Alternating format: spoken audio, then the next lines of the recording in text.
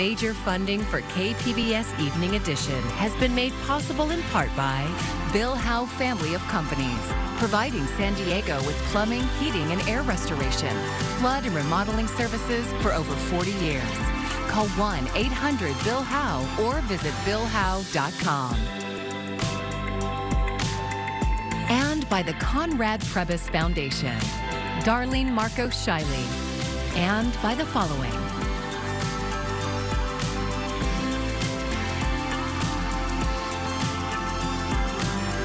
And by viewers like you. Thank you.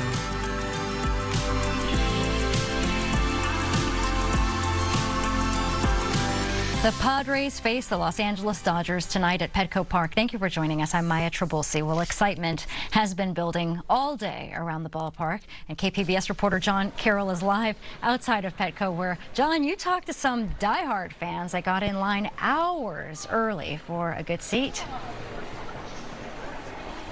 I sure did, Maya. Let's set the scene out here right now. The excitement is high around Petco. So is the loud music coming from inside the park. Now, as you can see, fans are still streaming in here at the Gallagher Square gate.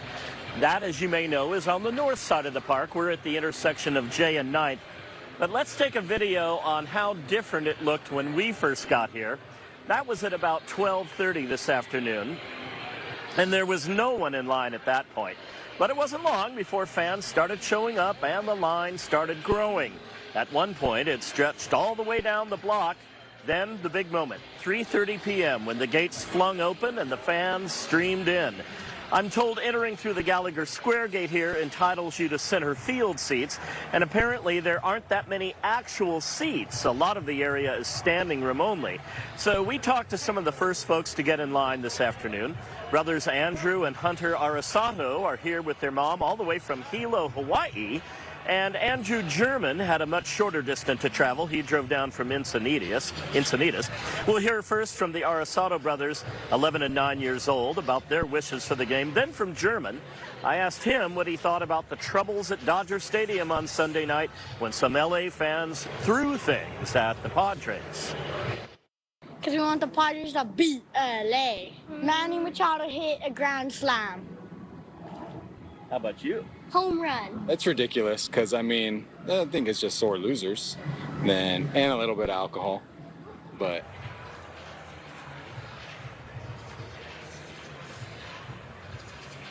back out here live with a shot there of Mr. Padre, Tony Gwynn, greatest Padre to ever play the game. Speaking of the game time is just in about an hour from now at 6:08 p.m. tonight.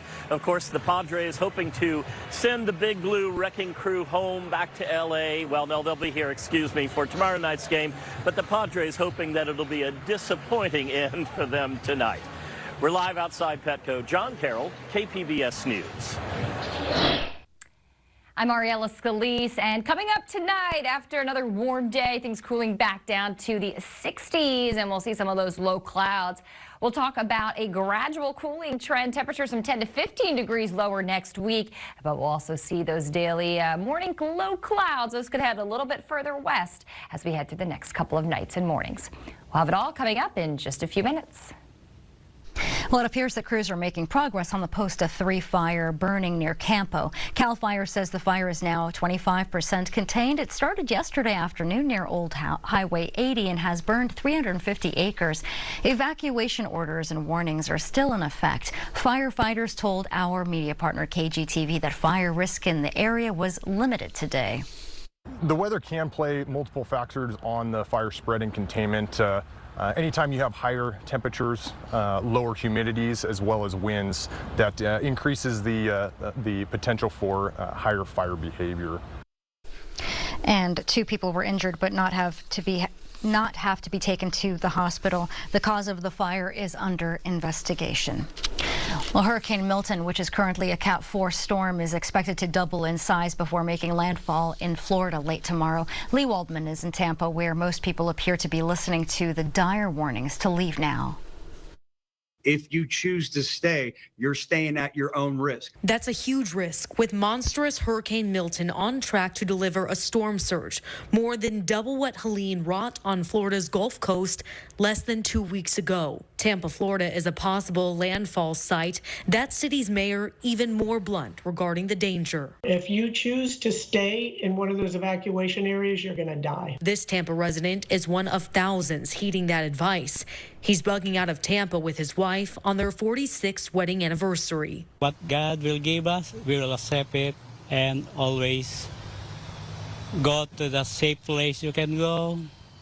We'll see. Also critical, clearing out debris left behind by Helene. All hands on deck trying to help out the city as much as we can before the big storm comes. This moving company is one of many being commissioned by local officials to work the coastal areas around the clock. We hauled close to 100 tons of debris just yesterday alone. But soon these crews will have to stop helping others and save themselves. This storm's going to be different. If you're in an evacuation zone, please get out. And if there's any doubt, veteran Florida meteorologist John Morales may offer some clarity. It has dropped 50 millibars in 10 hours. I apologize. This is just horrific. In Tampa, Florida, Lee Waldman, KPBS News. While Florida braces for the worst, lawmakers are already playing a political blame game with ongoing recovery efforts from the last storm. We'll have more on that later. Oceanside police have put out a public safety advisory after a string of attacks targeting homeless people. 2 of those attacks were fatal. Police say they all happened within 2 miles of each other, but it's not clear whether they are related. The 2 men who were killed were found this past weekend. Both had suffered blunt force trauma. There had been another attack in the area just last month, and 1 man was stabbed.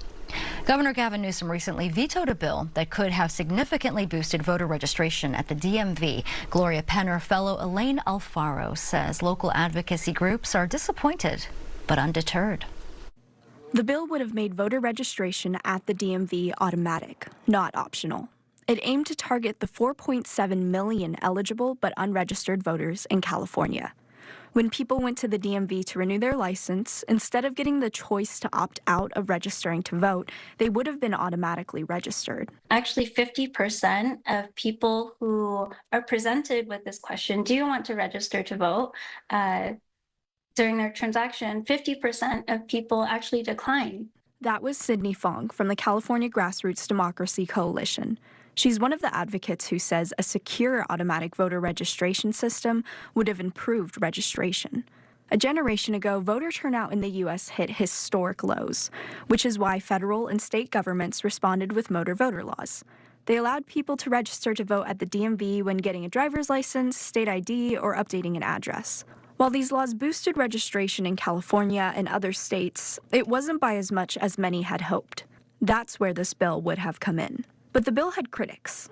The cost and a lack of choice in registration were main concerns, which is why Governor Newsom vetoed the bill. But Itzel Maganda Chavez from Alliance San Diego says the cost argument isn't valid. I know there was a mention right about the budget cycle, but the intention of the author of this bill was that there was going to be a delayed implementation of SB 299 all the way to 2030. And so this budget cycle, 2024-2025, would not have been impacted at all. Chavez says Alliance and the Democracy Coalition are still figuring out next steps, but they will continue advocating for voter registration. This battle doesn't end here. We're going to continue fighting to improve our systems and making sure that those systems are protecting the most vulnerable as well. To learn more about how to register to vote, go to registertovote.ca.gov. The deadline to register is October 21st, but Californians can conditionally register to vote anytime after the deadline and on Election Day. Elaine Alfaro, KPBS News.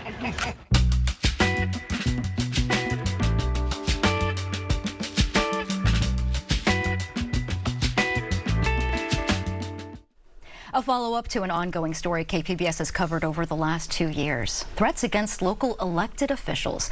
Last month, we reported on new research showing that Instagram does little to stem harassment of women politicians. Now the University of San Diego has expanded its study of harassment and intimidation. KPBS's Amitha Sharma tells us about the findings, and she joins us now. Welcome, Amitha. It's good to talk to you, Maya. You have reported on this topic quite a bit. What did USD learn from its latest look at threats against women politicians? That's right. We have quite a body of work on this issue. I want to give you a quick recap of the past reporting. Last year, USD asked people who hold public office about how often people try to intimidate them. That survey found 66% of male office holders reported being threatened or harassed, compared to 82% of their female counterparts. And 2/3 of those polled said the intimidation has worsened since they first entered office. This year, USD broadened its poll of elected officials to include not just San Diego County, but Imperial and Riverside counties as well. And here are some highlights. 2/3 of elected officials in these 3 counties reported being threatened and harassed, and more than half thought it was enough of an issue to contact police. 69% of women said they were targets monthly, compared to 38% of male politicians. And once again, Maya, you can see that women are bearing the brunt of the hostility. Back in May, I spoke to John Porton. He is a researcher at the Kroc Institute for Peace and Justice, which oversaw the study. He spoke to me before the findings had been released, and he elaborated on women politicians as targets of threats. We feel really, really strongly that the conclusion is that women are experiencing a volume of threats almost an order of magnitude worse than men. And the second thing that I really want to highlight is that over the last year, we've started to hear many more reports about hostility within the board. That some of the harassment and threats are coming from people who serve on the board with the people who are respondents to our surveys. Some sobering information there, but Amitha, women have been in politics for decades. Are these kinds of threats really that new? That is the question, and the answer is no. Last year, I interviewed former National City Mayor Alexandra Sotelo Solis, and she said there was a man in 2014 who used to regularly harass her at council meetings, and she always thought he was being encouraged, egged on to do this by a political peer, a fellow male colleague. Here she is describing how that man spoke to her outside a council meeting 10 years ago. You're a bitch, and you are a dog on a leash, and you're wrong. Okay, so Amitha, tell us, what is the purpose of this study? Well, USD states the purpose in that study, and it reiterates that, look, there is a difference between the freedom to express dissent and the deliberate use of intimidation or violence against public officials to influence policy. The university is trying to figure out whether we at the local level are approaching that line, in the middle of crossing that line, or have already crossed it into what they call fear-based government. USD has collected some data on the effect of the threats, and that includes a finding that elected officials are already censoring themselves or being silent, period, on policy issues because of this intimidation. And Maya, you know, I had a sobering conversation last month with Imran Ahmed. He started the Center for Countering Digital Hate and studied highly toxic Instagram posts related to 10 well-known women politicians, including Vice President Kamala Harris and Congresswoman Marjorie Taylor Greene. And he has firsthand knowledge of what can happen if this abuse of women politicians in general, is left unchecked. And it translates to offline activity. Look, I started this work because a colleague of mine in the British Parliament was murdered by a man who thought that he would use bullets, knives, and his fists to beat to death a woman for the beliefs that she had. And these will become more frequent events if we see the normalization of extreme hate against women. It's time. And Maya, the name of that politician is Jo Cox, who was a member of the British Parliament until she was stabbed and shot to death by a white supremacist. Emmett says one way you start to deal with the toxicity aimed at politicians especially women, is to require social media platforms to enforce their own rules on the books right now on threats and harassment. Amitha, thank you so much for this very necessary context to an important issue. Thank you for having me, Maya. And this story is part of our Public Matters project, a partnership with iNewsSource and Voice of San Diego. You can find more of our stories at kpbs.org/publicmatters.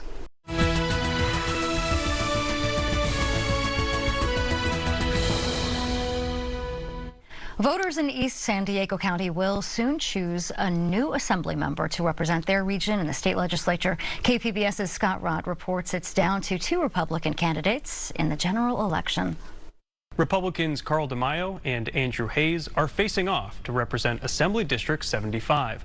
The district encompasses most of East San Diego County, including a 50-mile stretch of the southern border, west of Jacumba Hot Springs. DeMaio is a familiar figure in the San Diego political scene. He previously served on San Diego City Council and has since run unsuccessful campaigns for San Diego mayor and 2 congressional seats. He casts himself as a political maverick who isn't afraid to ruffle feathers on the right and the left. I think that what we need is more transparency on what's going on behind closed doors in the state capitol. Our state legislature does not operate in an open manner with transparency, and the special interests dominate all the decisions. The voice of the people is rarely heard. DeMaio says his top issues include addressing the high cost of living in the region, reducing crime, and passing laws that support small businesses. Hayes is currently president of the Lakeside Unified School Board. He previously served as district director for State Senate Minority Leader Brian Jones. He says his experience taught him how to get things done, even when he's in the minority. I want to find issues that have common ground. That's going to take me working the pavement when I first get elected and going and introducing myself to all of my colleagues who are not Republican and saying, hey, where do we agree? And that'll help my district on numerous issues. Hayes says his top issues include addressing the high cost of living in the region, improving fire insurance options for homeowners, and reducing the placement of sexually violent predators in East San Diego County after their release from prison. The winner will replace Republican Assemblymember Marie Waldron, who is set to term out. Scott Rod, KPBS News. Same-sex marriage is the law of the land, but conflicting language is still in California's constitution, and voters can fix that. Cal Matters reporter Stella Yu explains Prop 3. Did you know that while same-sex marriage has been legal in California for more than a decade, the state constitution still says it is prohibited? That's why some advocates for LGBTQ rights are asking voters to remove the outdated language once and for all. I'm U.S. Stella Yu, politics reporter for Cal Matters, and this is Prop 3 in a minute. It all started in 2004 when then San Francisco Mayor Gavin Newsom issued marriage licenses to same-sex couples. It shocked the nation, and within months, the California Supreme Court shut it down. And my heart is heavy because today, based upon the Supreme Court's determination decisions, their relationships as it relates to their status as a married couple have been invalidated. In 2008, California voters approved a constitutional amendment called Proposition 8, defining marriage as strictly between a man and a woman. A legal battle ensued. In 2013, a federal court allowed same-sex marriage to resume in California, and the U.S. Supreme Court legalized gay marriage nationwide in 2015. As a result, Proposition 8 is now a zombie law, something that is virtually unenforceable but still remains on the books in California. A couple of state lawmakers introduced Prop 3 last year to remove the language. Supporters argue that establishing a constitutional right to same-sex marriage would guard against future Supreme Court rulings that could undermine it, just like when Roe v. Wade was overturned in 2022. Opponents to the ballot measure, however, argue the proposition would threaten family values and that children do best when raised by both mothers and fathers. They also say the measure would override state marriage laws, even though an analysis by the nonpartisan Legislative Analyst's Office found no such thing. So vote yes on Prop 3 if you want the California Constitution to reflect current federal laws on who can marry, and vote no on Prop 3 if you want to leave the language on the books. To learn more about everything on your 2024 ballot, go to calmatters.org. And a reminder to check out the KPBS Voter Hub. You can find voting locations, election explainers, and a lot more of our coverage. Just go to kpbs.org/voterhub. As Florida braces for another powerful hurricane, lawmakers on both sides of the aisle are accusing each other of playing politics with the storm. Julia Benbrook reports from Washington. As Florida recovers from Hurricane Helene and braces for Hurricane Milton, the FEMA administrator is warning against misinformation. False rumors about funding have plagued the agency in recent days. Several of those statements coming from former President Donald Trump, who incorrectly claimed that FEMA funds have been used for housing illegal migrants. We really have just got to stop this rhetoric, because what it's doing is it's putting fear in the people that we're not going to be there to help them. And I worry that they won't register for assistance with us. Meanwhile, politicians on both sides of the aisle are pointing fingers when it comes to communication.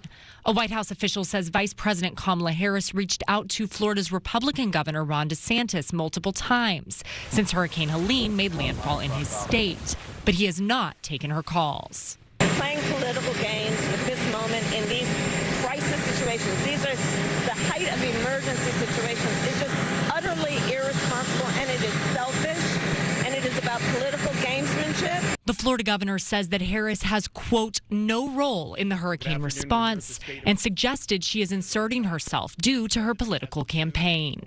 I've had storms under both President Trump and President Biden, and I've worked well with both of them. She's the first one who's trying to politicize the storm. The White House says DeSantis did connect with President Joe Biden for a phone call late Monday, and he's told reporters he's thankful to the president for approving everything his state has needed so far. But when Biden was in Florida last week to survey the damage on the ground, DeSantis declined to join him, instead holding his own press conference in another city. Reporting in Washington, I'm Julia Benbrook.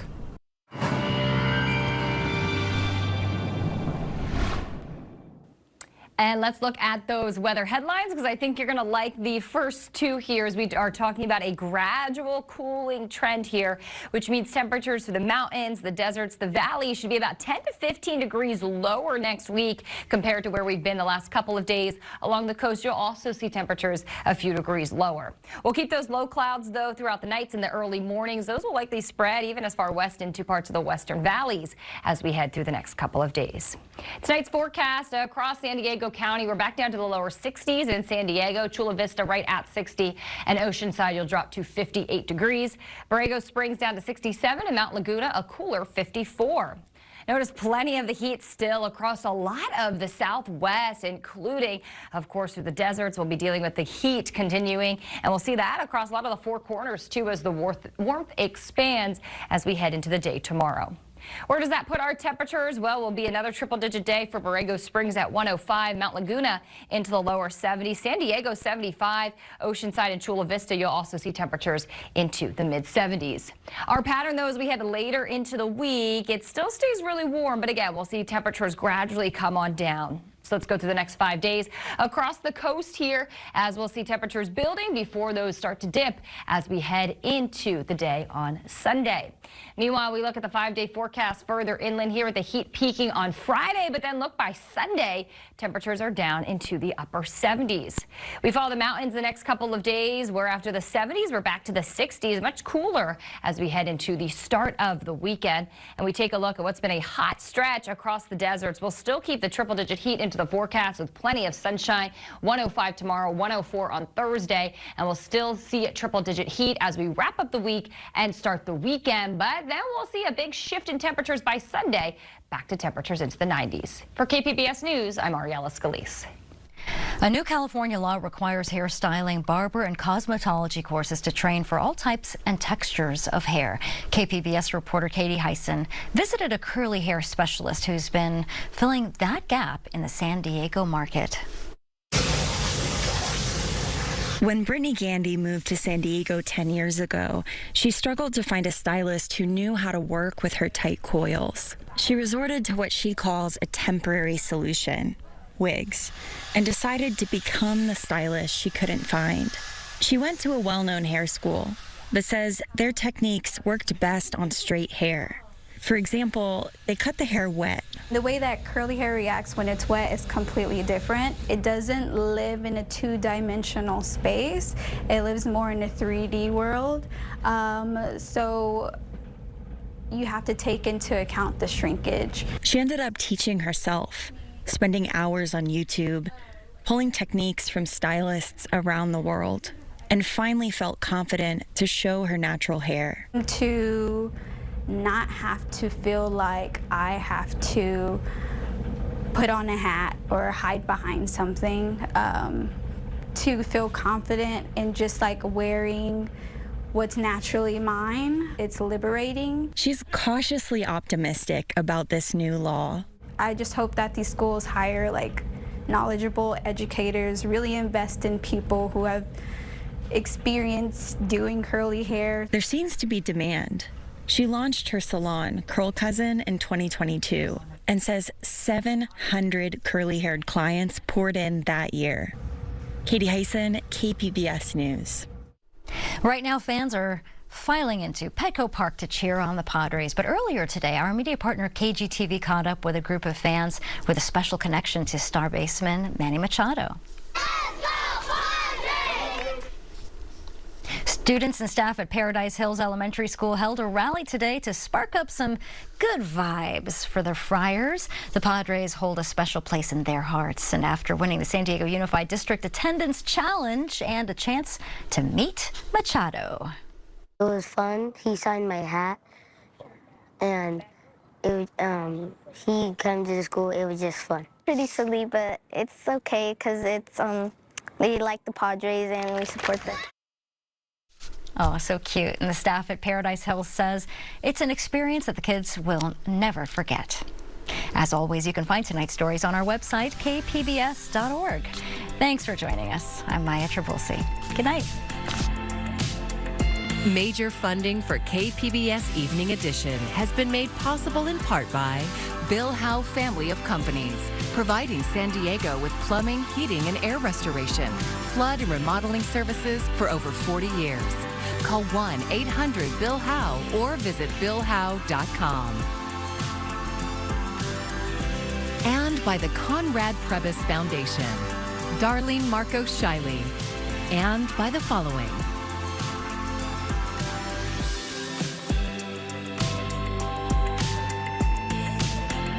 And by viewers like you. Thank you.